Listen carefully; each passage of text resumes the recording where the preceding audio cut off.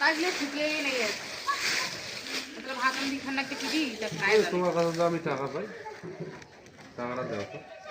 ও আমার কাছে যে 500 টাকা পাও তাই নিতে আইছো?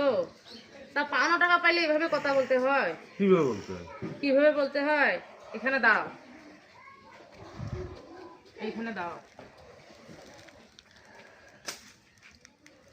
আমি যে তোমার কাছে 500 টাকা পাই দেবে না? হ্যাঁ আমার 500 টাকা দাও তো আমাকে।